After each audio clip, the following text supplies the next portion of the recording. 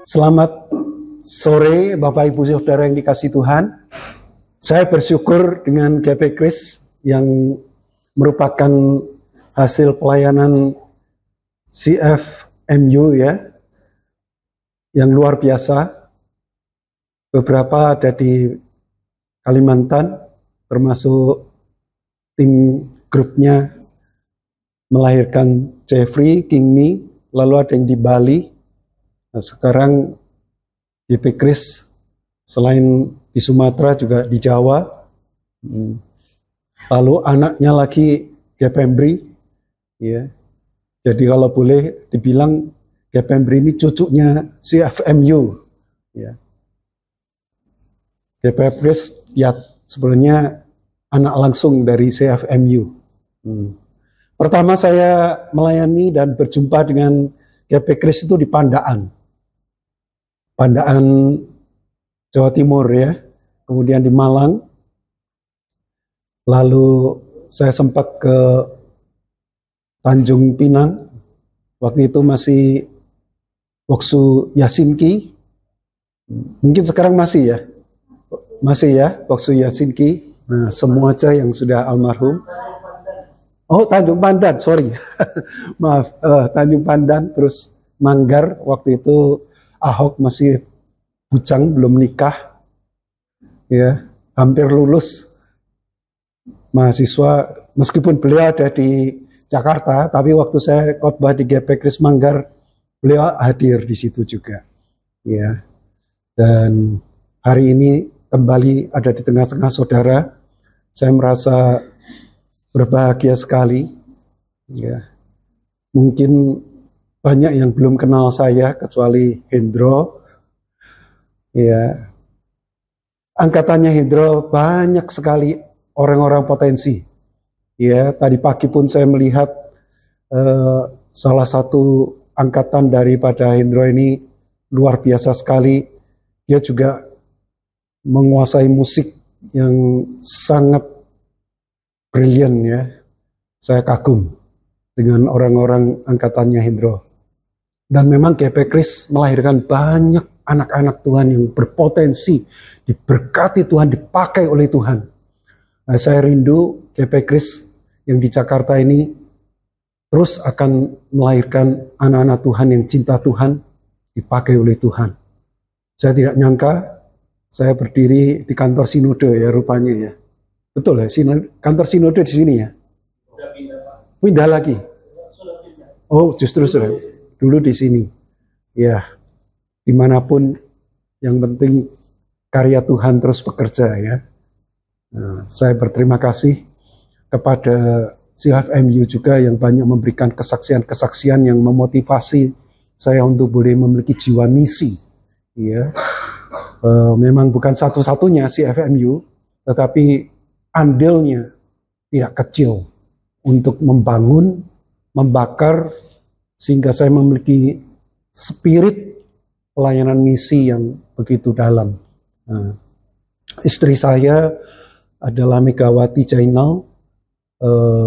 Beberapa bulan lalu bersama Pak Ipin sama-sama di wisuda S3 di Solo ya. Dan mestinya memang Pak Ipin mengharapkan istri saya, tapi istri saya sedang pelayanan di Surabaya sehingga tidak mungkin ya. Dan waktu diberitahu saya juga baru selesai dari Kalimantan, pelayanan di Sambas, Subah, Sekura, keliling di sana.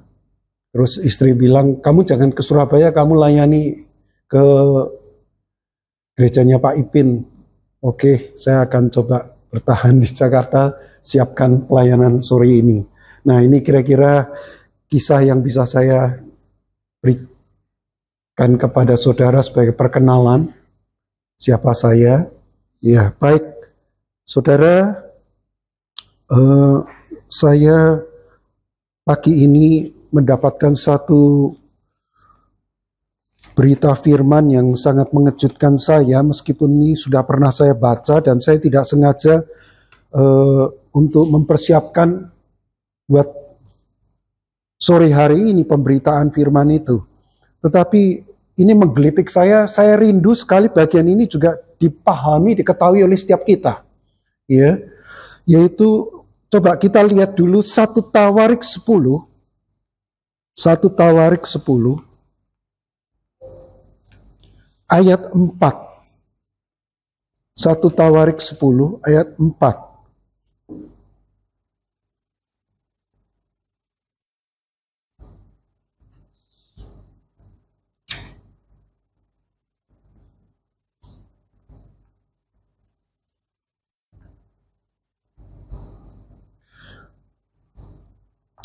Sudah mendapatkan semua ya?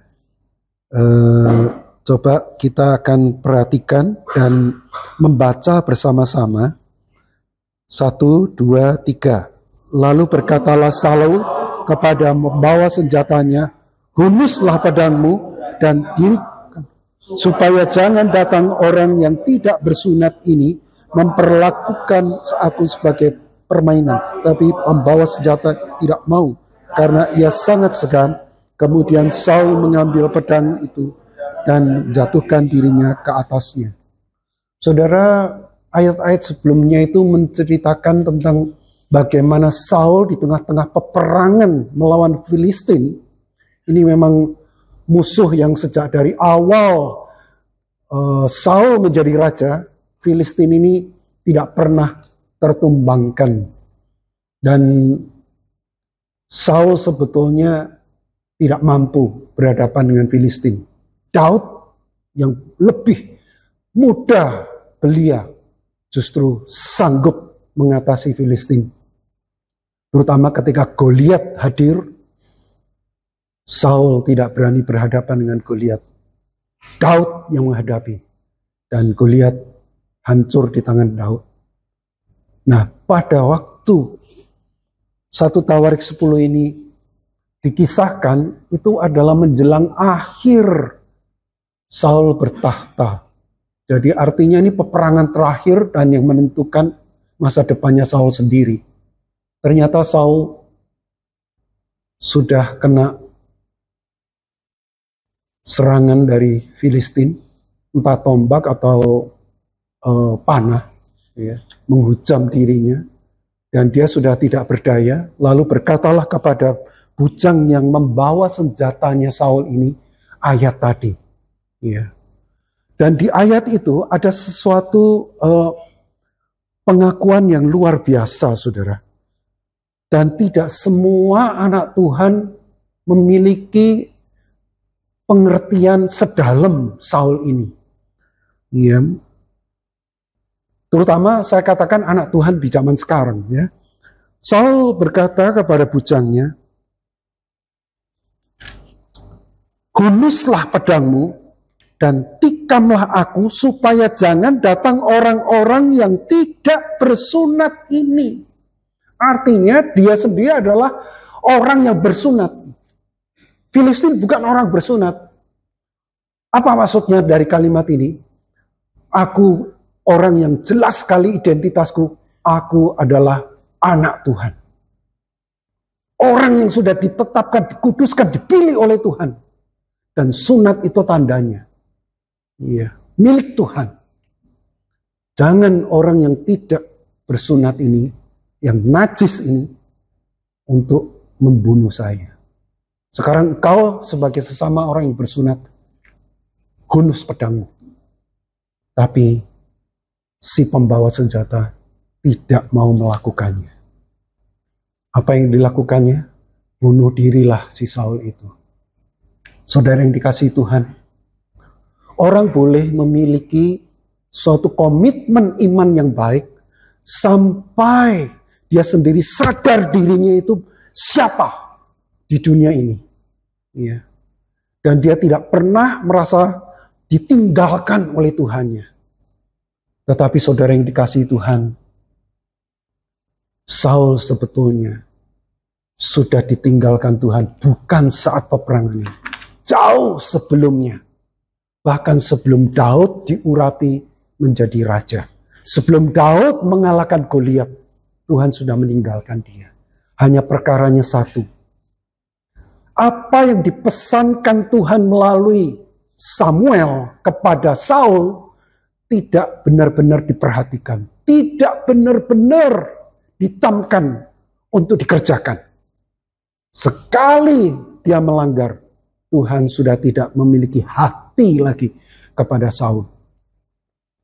Saudara yang dikasih Tuhan, bagian ini saya rindu tidak boleh terjadi di antara jemaat Tuhan dimanapun, gereja apapun, yang sadar mengaku dirinya anak Tuhan, sudah ditebus oleh darah Kristus, dirinya sebagai orang Kristen, tetapi di dalam kesungguhannya, perjuangannya, berperang bagi Tuhan, ternyata Tuhan sudah tidak di pihak dia. Nah, saudara-saudara yang kasih dalam Tuhan,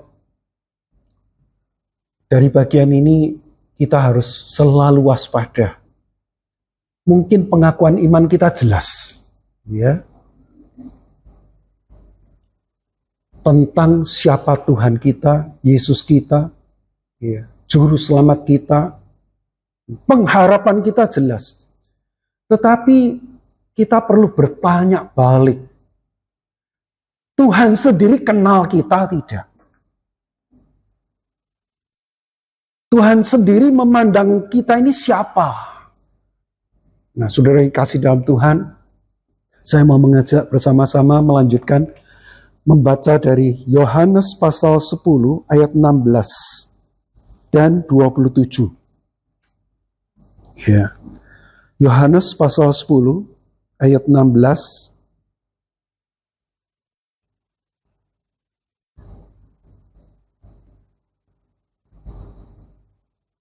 Mari kita baca sama-sama. Ya, sudah dipandu ya, terima kasih. Ada lagi padaku domba-domba lain yang bukan dari kandang ini. Domba-domba itu harus kutuntun juga, dan mereka akan mendengarkan suaraku. Dan mereka akan menjadi satu kawanan dengan satu gembala. Coba dilanjutkan ayat 27. Kita baca sama-sama. Domba-dombaku mendengarkan suaraku, dan aku mengenal mereka, dan mereka mengikuti aku. Saudara perhatikan bagian ini cukup serius, saudara. Ya. Domba-dombaku mendengarkan suaraku. Di pandangan Allah, sungguhkah kita ini dombanya dia?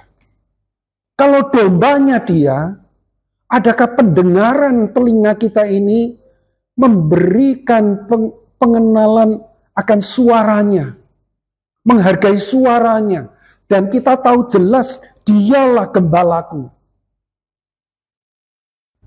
Saudara yang kasih Tuhan, saya juga terperanjat ketika membaca kitab Lukas pasal 24, ketika diberitahukan orang, ketika Yesus sudah bangkit, lalu ada orang, dua murid Tuhan yang pulang ke kampung mana? Emmaus. Ya. Tuhan jalan sama-sama. Tuhan ngobrol sama dia. Tapi dua orang ini tidak kenal sama sekali. Kalau dia pengikut Tuhan selama 3 tahun dan dia pulang ke Emmaus itu menyesali. Kenapa orang-orang itu benci sama guru kita, membunuh guru kita. Sekarang gurunya di depan mata, jalan sama-sama, dan ngobrol, tidak ngeh bahwa itu gurunya itu yang dia sesali.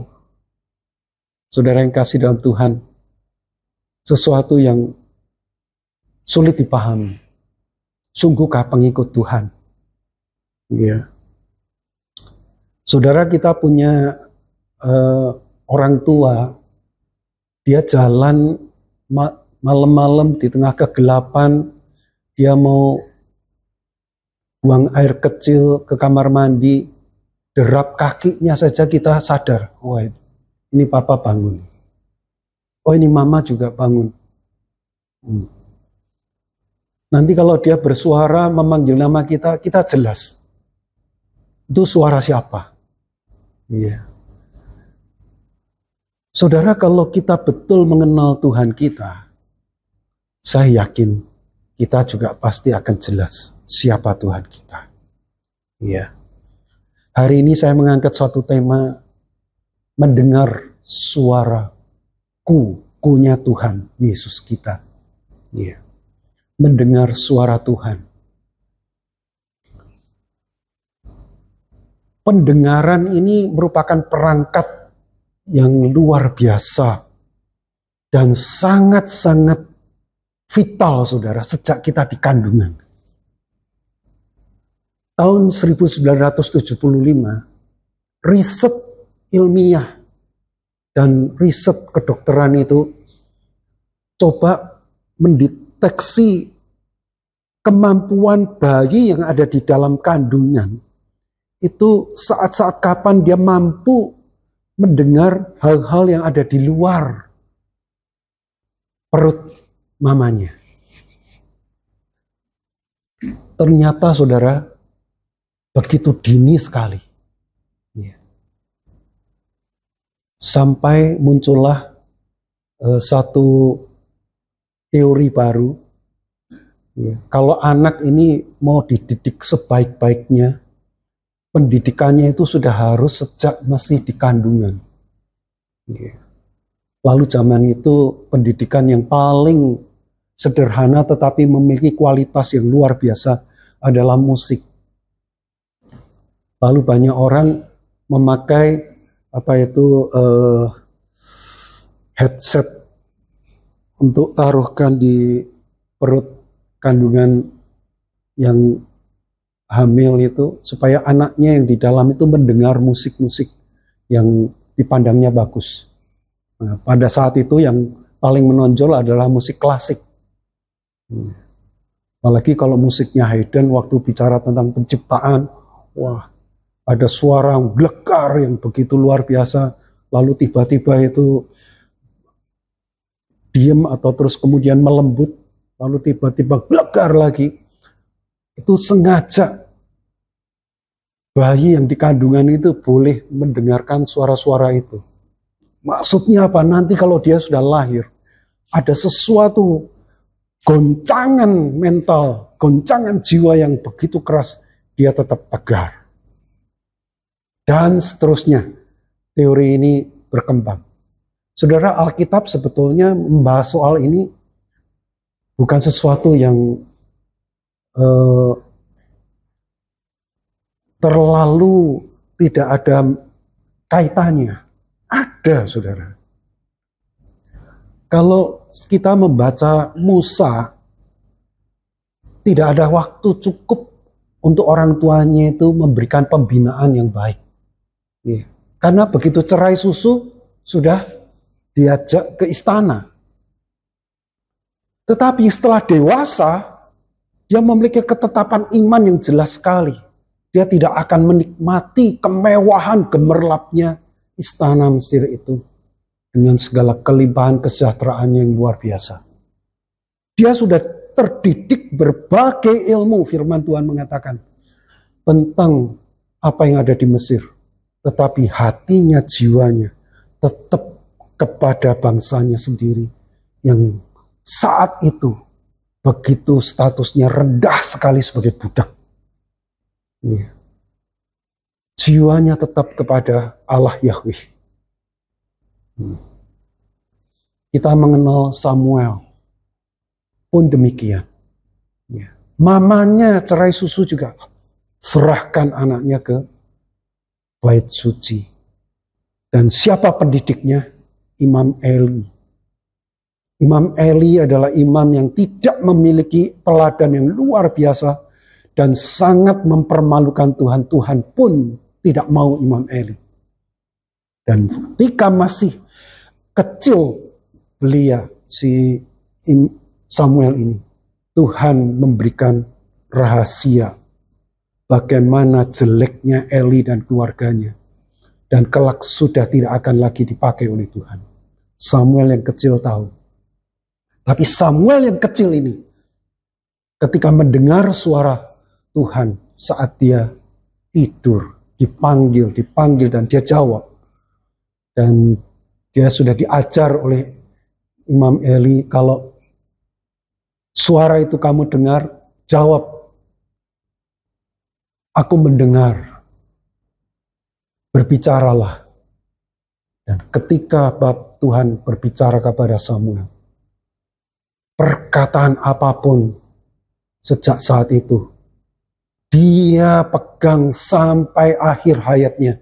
Tidak pernah menyeleweng dari apa yang Tuhan tetapkan, gariskan. Dan ada satu peristiwa yang sangat menakjubkan, saudara. Mari kita lihat Lukas pasal 1, saudara. Lukas pasal 1 ayat ke-14.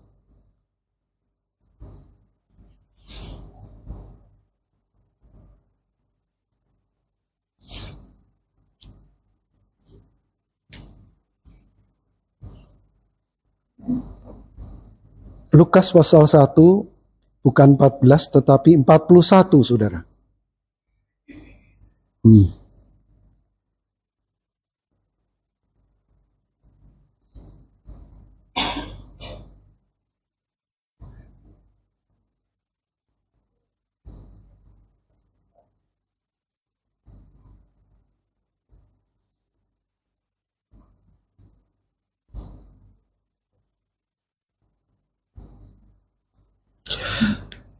Dan ketika Elisabet mendengar salam Maria, melonjaklah anak yang di dalam rahimnya. Dan Elisabet pun penuh dengan Roh Kudus.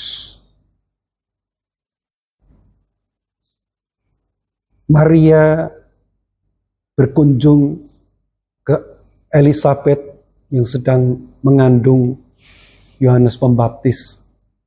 Ya. Beda usia daripada Tuhan Yesus dan Yohanes Pembaptis itu sekitar 6 bulan. Melonjaklah apa yang ada di dalam kandungan Elisabet. Mendengar salam Maria, tantenya. Tidak bisa memandang remeh. Pendengaran itu begitu luar biasa. Sudah terjadi sejak di kandungan. Saudara-saudara yang dikasihi Tuhan, berbahagialah kalau kita terlahir tidak tuli, saudara. Saya belum lama ini berjumpa dengan 2 orang bulan lalu, ya. Terlahir tuli. Yang satu setelah 19 tahun baru ketemu alat pendengar yang dipasang chip di kepala, lalu ada alat pendengar ke telinga dia. Tapi yang satu belum 5 tahun umurnya. Dipasang chip juga. Ya. Yang belum 5 tahun ini akhirnya tertolong. Bisa berkomunikasi dengan baik, bisa belajar dengan baik, ya. Tetapi yang 19 tahun sudah terlambat, saudara. Berkata-kata juga pelo gitu, ya, tidak jelas. Perkembangan untuk berpikir juga sangat berat sekali, lambatnya luar biasa. Saudara-saudara yang kasih dalam Tuhan, kecerdasan kita itu datang seberapa peka terhadap pendengaran yang kita miliki. Iya. Nah, saudara-saudara, dunia ini hancur sekali lagi karena salah mendengar. Atau mendengar tetapi bermain-main dengan apa yang didengar. Diawali di mana? Taman Eden.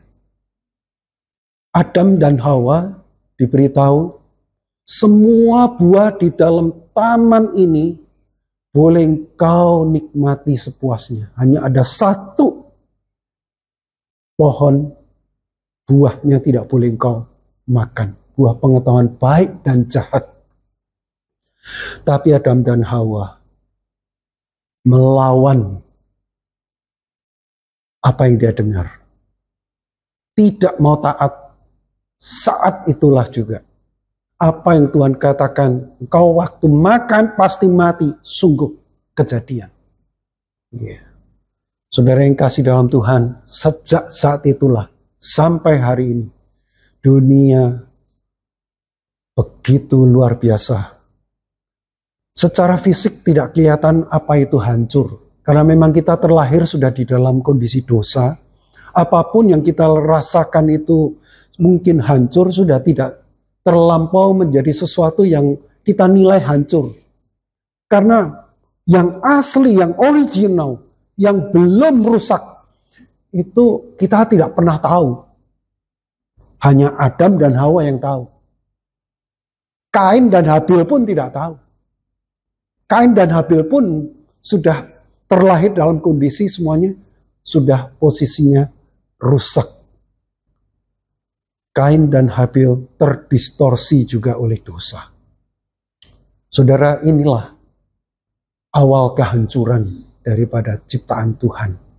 Khususnya manusia, master of peace daripada karya Tuhan yang terbaik, rusak.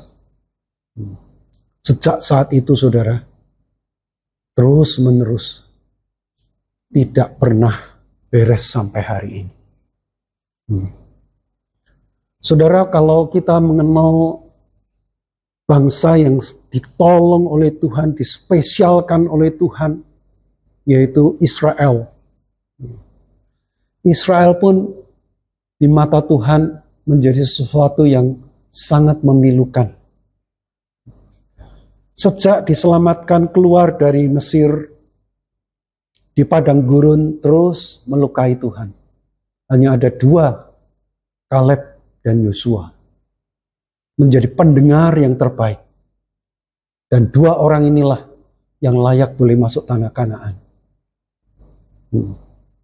Tapi setelah keturunan Israel yang di padang gurun ini boleh layak masuk Kanaan, apakah mereka kualitasnya baik?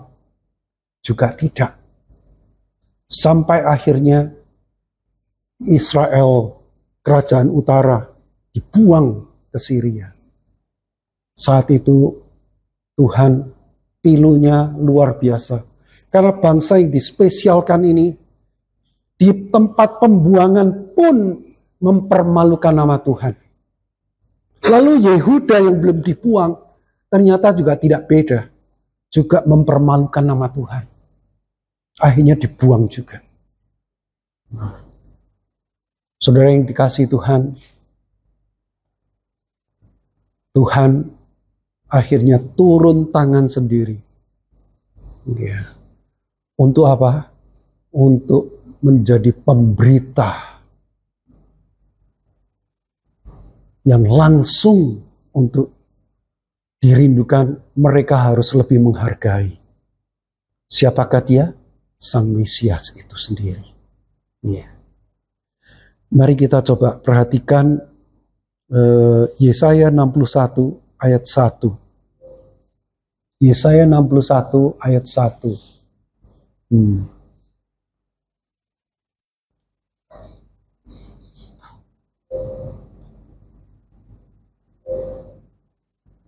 Oke. Roh Tuhan Allah ada padaku. Oleh karena Tuhan telah mengurapi aku, Ia telah mengutus aku untuk menyampaikan kabar baik kepada orang-orang sengsara dan merawat orang-orang yang remuk hati, untuk memberitakan pembebasan kepada orang-orang tawanan dan kepada orang-orang yang terkurung kelepasan dari penjara.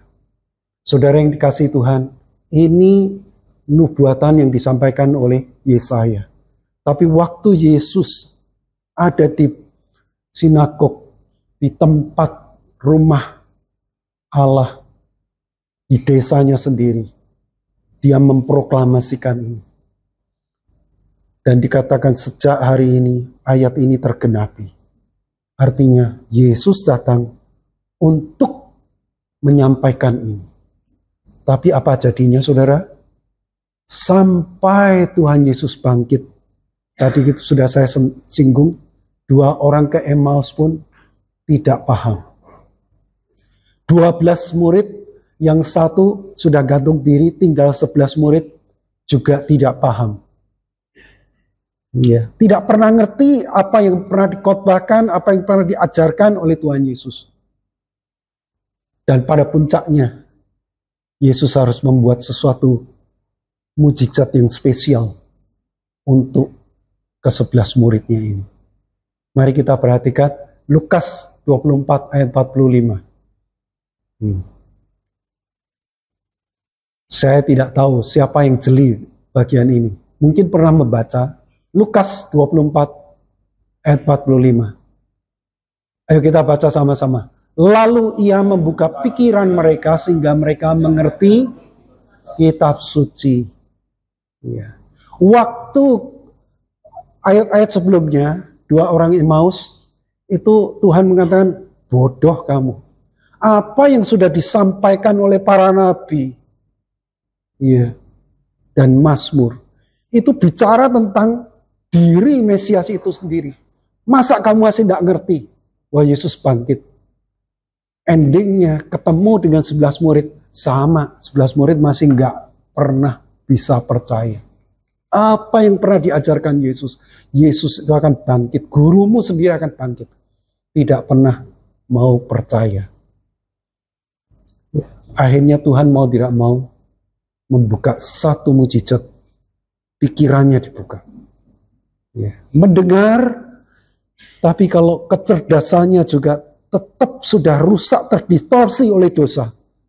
Apa yang didengar itu pun tidak mungkin mampu diserap, dimengerti, apalagi dilakukan.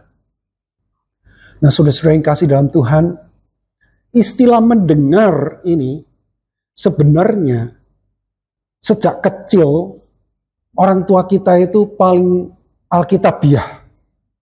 Apa artinya mendengar? Mendengar itu sudah paket, saudara. Ketika engkau mendengar, ngerti, engkau bisa meresponi, melakukan, dan menyelesaikan sesuai apa yang kau dengar.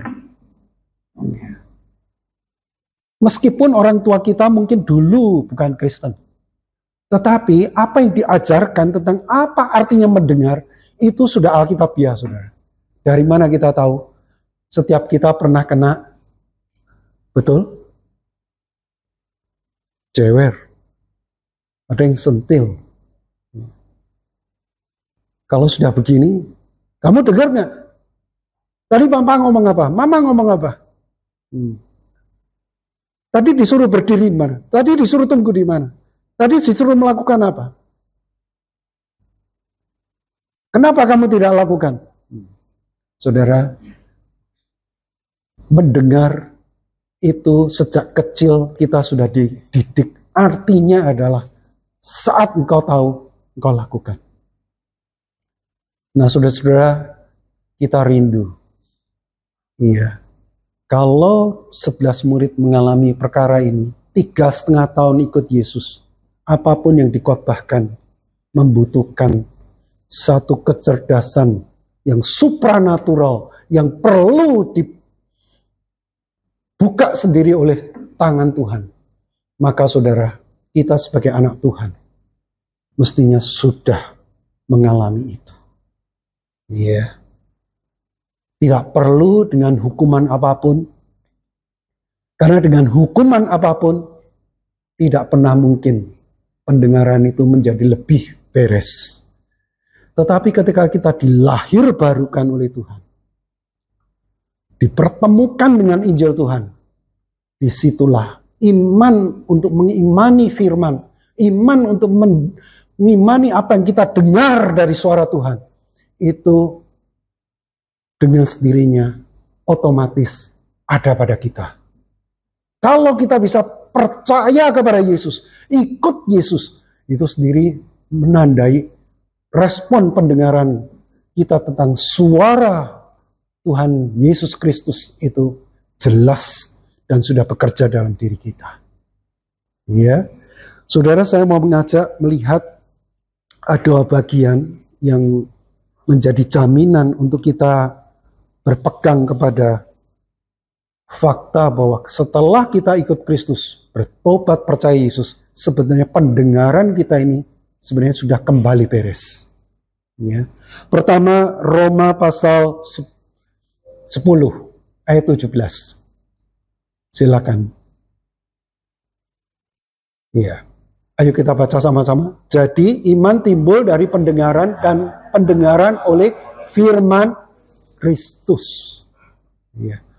Kalau kita sampai bisa mampu beriman, iman kita bukan karena apa yang kita yakini, apa yang kita obsesikan. Saya pasti sembuh, saya pasti sembuh.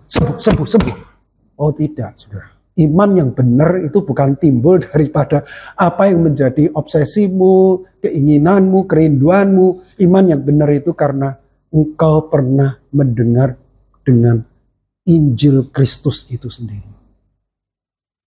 Jadi iman itu bagi kekristenan, basicnya ada di Alkitab kita, saudara.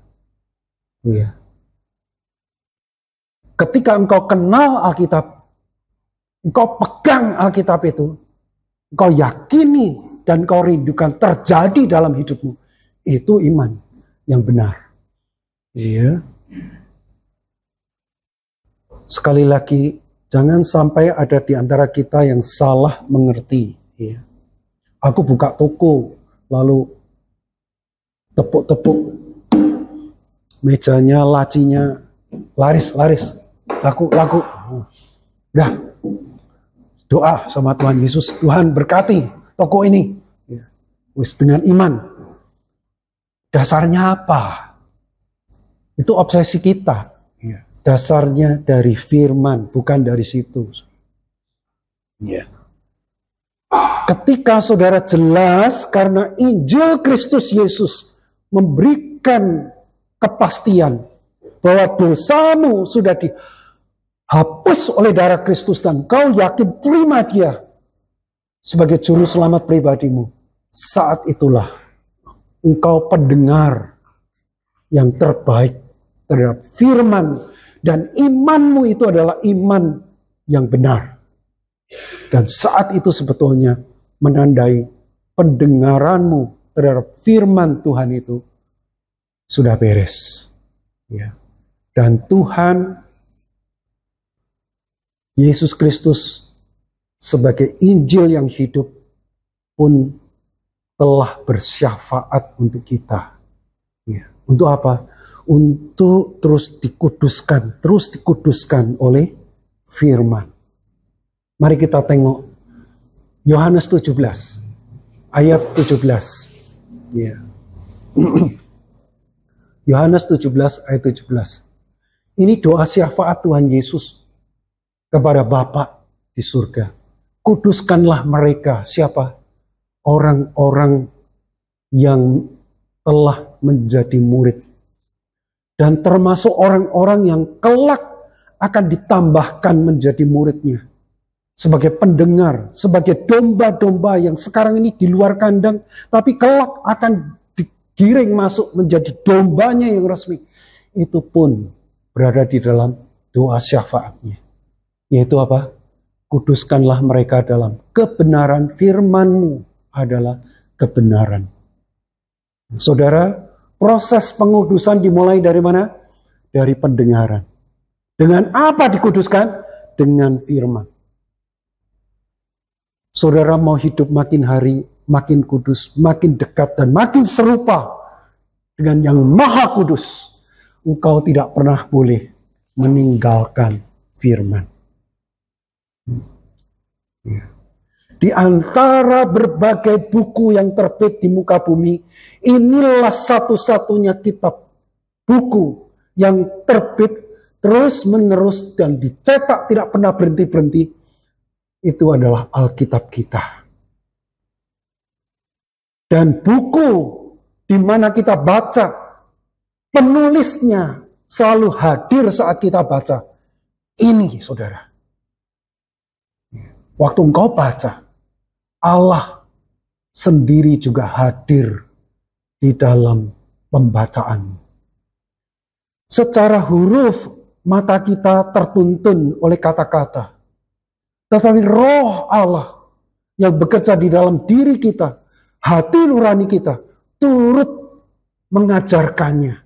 Sehingga apa yang kita baca sampai di dalam akal budi kita, kecerdasan kita itu diproses oleh Tuhan sendiri untuk mengerti. Setelah mengerti, kita didorong untuk melakukannya.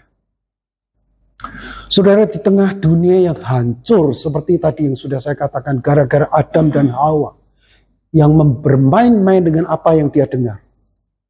Dengan apakah kita boleh bertahan untuk berdiri, untuk tetap tegar, dan kita tidak hancur? Hanya firman, saudara. Mengapa Abraham berani meninggalkan kota yang begitu luar biasa maju modern untuk mengembara di tanah Kanaan? Dari daerah Asyur, daerah delta yang sangat subur, Sungai Efrat, tinggalkan, dan dia rela mengembara. Berapa tahun, saudara? 100 tahun. Waktu dipanggil keluar dari Haran, 75 umurnya. Meninggal 175. Artinya apa? Selama 75 tahun dia hidup di tempat yang sangat sejahtera, makmur. Tapi begitu mengikuti jejak panggilan Tuhan, 100 tahun mengembara. Dan dia tidak punya tanah, saudara. Tanah yang dia punya itu hanya kuburan, Mahpela untuk istri Sarah. Yang lain, tanah orang Kanaan. Bagaimana Abraham bisa tahan di tengah-tengah pengembaraan itu? Karena dia mendengar firman. Dan dia jelas siapa yang berbicara. Dan dia tidak berani untuk melanggar. Kenapa Musa yang sudah dikejar-kejar takut dibunuh oleh Firaun ketika dipanggil oleh Tuhan kembali bawa umat Israel untuk keluar dari tanah Mesir? Sekali lagi, karena mendengar suara Tuhan. Apa yang membuat Kaleb berani bertahan? Berkata, kita tetap akan maju menyerang tanah Kanaan. Padahal seluruh bangsa Israel sudah siap merajam batu kepada Kaleb. Sekali lagi, karena jelas Kaleb terhadap suara Tuhan. Saudara yang dikasihi Tuhan, di antara kehancuran dunia ini, tetap ada orang-orang yang pendengarannya bersih dan siap diproses makin hari, makin serupa Tuhan. Hatinya semakin serupa dengan isi hati Tuhan. Jiwanya tidak pernah berniat untuk mendukacitakan hati Tuhan atau melawan Tuhan sampai Tuhan kecewa. Saudara yang kasih dalam Tuhan, nabi-nabi rela dihancurkan oleh bangsanya sendiri. Sekali lagi karena taatnya kepada firman. Saudara yang dikasihi Tuhan, Tuhan Yesus pun lahir di lembaran-lembaran firman yang dia harus tunaikan sampai di atas kayu salib. Hanya dengan firman. Dan Tuhan Yesus berani menantang. Tunjukkan kalau aku pernah berdosa.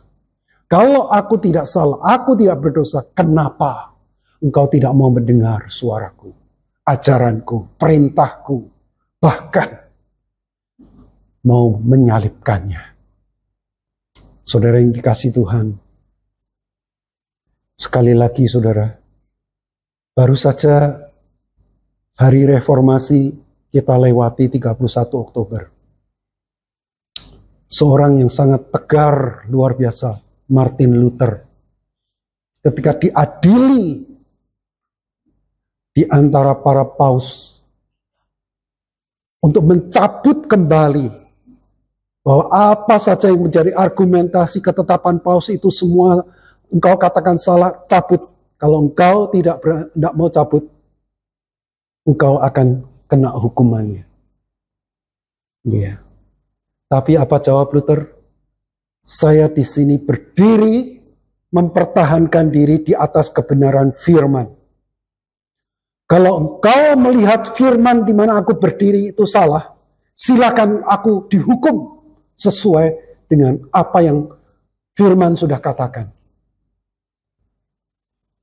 Martin Luther tetap teguh dan dia berani berhadapan dengan berbagai lawannya hanya karena dia jelas di atas prinsip firman inilah kita hidup.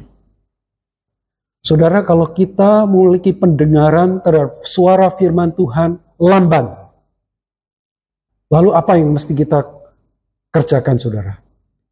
Saudara perlu panutan orang yang memiliki doktrin yang benar. Engkau menganut ikut dia, silahkan. Engkau tidak perlu takut tersesat.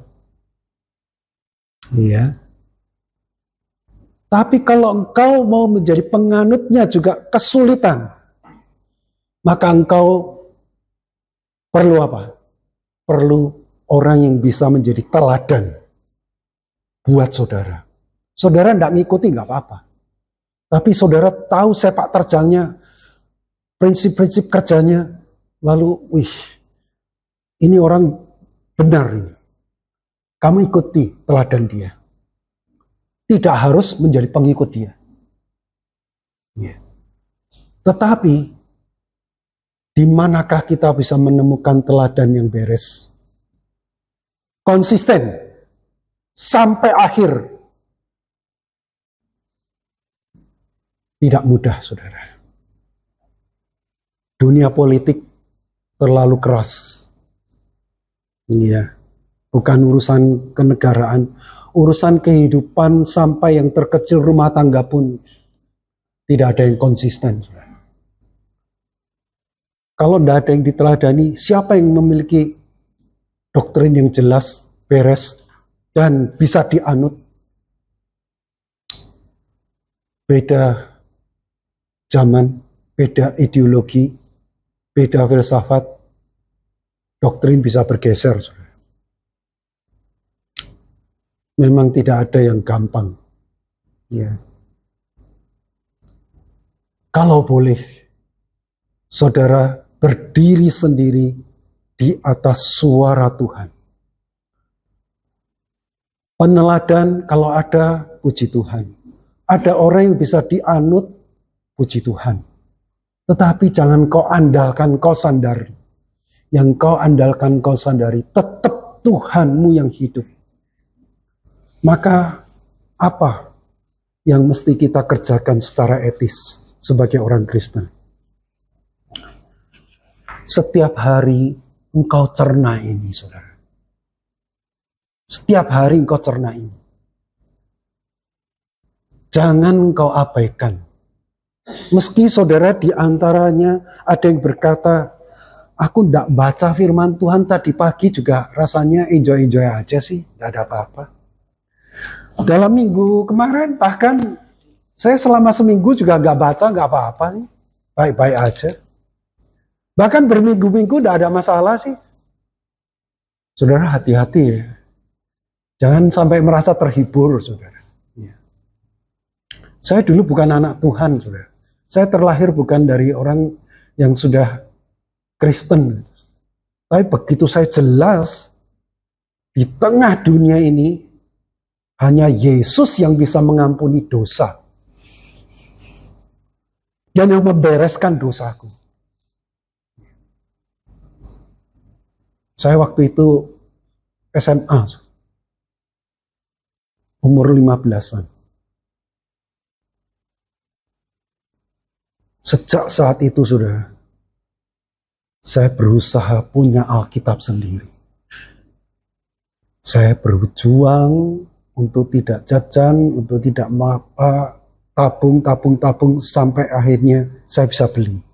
Ketika beli, saya senangnya luar biasa. Sejak saat itu, kitab suci saya buka, saya baca setiap hari. Sampai tadi pagi, saya masih baca. Itulah tadi saya ketemu Tawarik. Nah, saudara-saudara yang kasih dalam Tuhan, saya anjurkan kalau saudara mau belajar betul-betul dengan setia kepada Tuhanmu, bacalah secara rapi berurutan dari depan. Kejadian, pasal demi pasal, sampai masuk kepada kitab Keluaran, kitab Imamat, terus sampai Wahyu. Selesai, besok kamu ulangi lagi dari Keluaran. Jangan lompat-lompat, saudara. Mazmur, Injil sana, Injil situ, terus kemudian Mazmur lagi, nanti kemudian kitab-kitab yang lain. Jangan, saudara. Waktu saudara mendengar ajaran, khotbah, mungkin kita harus begitu. Ya, untuk mensinkronkan sesuai dengan topik yang ada, pembahasan yang ada. Ya. Tetapi waktu kita belajar sendiri, belajar mendengar di kaki Tuhan, kita ikuti sesuai dengan tatanan yang sudah dikanonisasi seperti demikian rapi. Ya. Semuanya ini ada sistematikanya tersendiri yang tidak bisa kita lompat-lompat begitu semau kita. Kalau engkau rata-rata 4 pasal satu hari, 1 tahun selesai, saudara, PLPB. Saya tidak membuat Taurat buat saudara, tetapi seberapa engkau cinta sama Tuhanmu, seberapa engkau demen, ya, rindu dengan suara Tuhanmu, berilah waktu di bawah kaki Tuhan. Kau baca, engkau renungkan, engkau pikirkan, engkau jiwai, kalau boleh engkau tangkap, kalau perlu catat-catat. Karena catatan ini suatu waktu lupa, saudara. Tapi waktu engkau suatu waktu ketemu, buka-buka, kita bisa heran sendiri, kok bisa ya? Dulu saya bisa punya pengertian seperti ini waktu baca ayat itu. Waktu engkau heran, kok bisa? Engkau harus sadar, saat itu Tuhan berbicara kepada engkau. Dan kau tangkapnya itu pengertiannya. Secara fisikal kita tidak punya potensi, saudara, untuk memahami kedalaman rahasia firman itu. Kalau Tuhan tidak turut berbicara. Itu sebab tadi saya sudah tegaskan, saudara. Satu-satunya buku, penulisnya tetap hadir saat engkau baca. Ini ya Alkitab kita ini. Apalagi kalau engkau dombanya, dia akan memperdengarkan suaranya kepadamu. Kecuali engkau kambing atau serigala, itu lain lagi, saudara. Ya. Iblis itu jelas tahu isi firman Tuhan ini komplit, saudara. Titik komanya dia sadar. Tetapi ketika dia jelas tentang Alkitab ini, dia memutarbalikkan, memelintirnya. Kalau kita sampai mendengarnya, kita akan diperlakukan sama seperti Adam dan Hawa.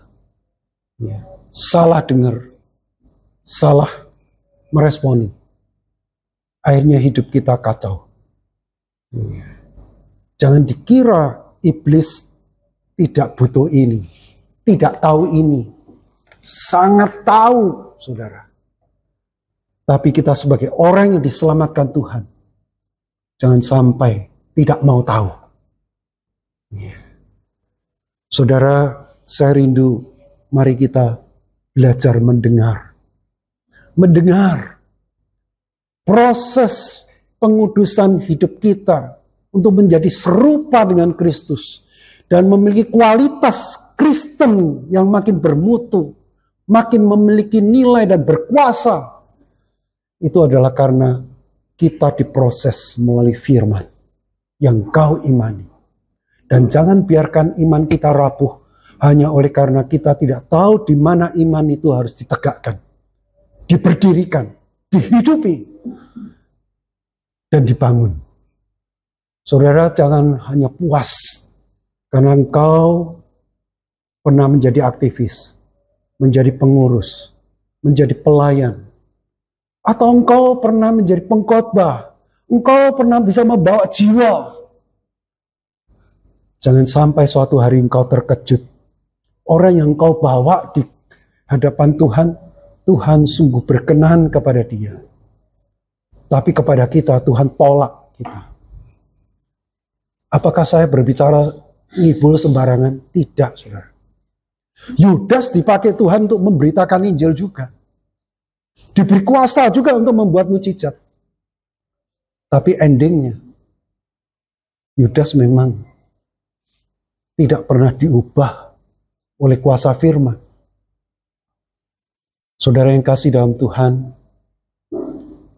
Tuhan kiranya berbelas kasihan kepada kita. Di tengah-tengah perjalanan sejarah yang selalu tidak jelas ke depannya, kita boleh berdiri di atas tuntunan yang jelas.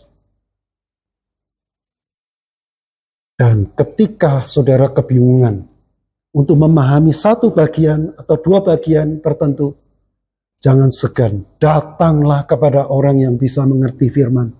Tentu pendetamu. Ya. Kalau pendetamu jujur, dia saat tidak mengerti, dia juga akan bicara jujur. Tunggu, sebab saya akan dalami lagi. Kalau saya sudah mengerti, saya akan sharing ke kamu apa yang saya tahu. Tetapi jangan sama sekali ketika nggak tahu, lalu ya sudahlah, firman Tuhan ini memang bukan porsi saya, ini porsinya teolo-teolo hamba-hamba Tuhan. Enggak. Porsinya domba-domba Tuhan yang sudah ditebus oleh darah Tuhan. Dan kau membiasakan untuk mendengar. Dan jadilah pendengar yang makin hari pendengarannya makin tajam. Ya. Bentuklah dirimu.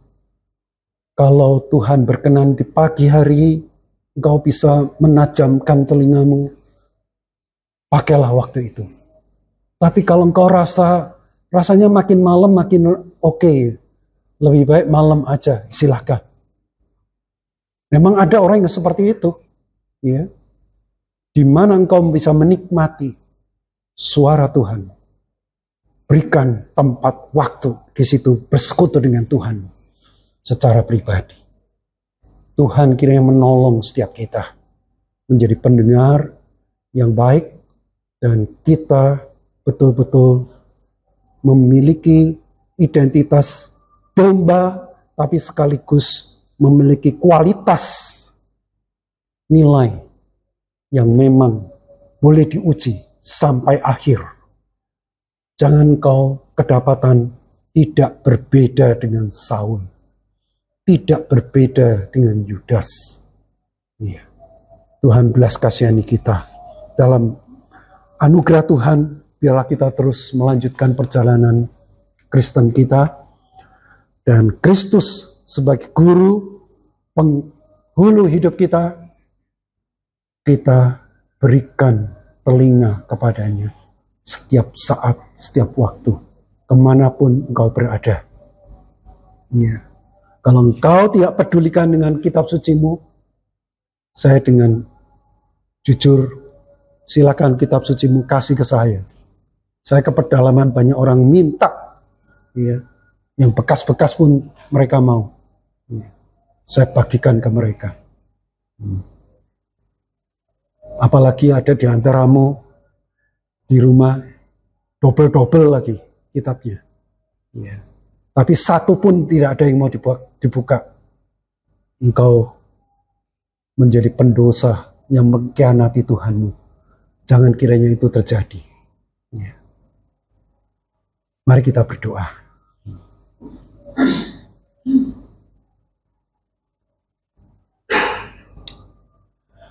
Bapa kami yang di surga, terima kasih untuk segala anugerah-Mu yang sekali lagi memberikan hak untuk mendengar uraian firman-Mu pada sore hari ini di tempat ini.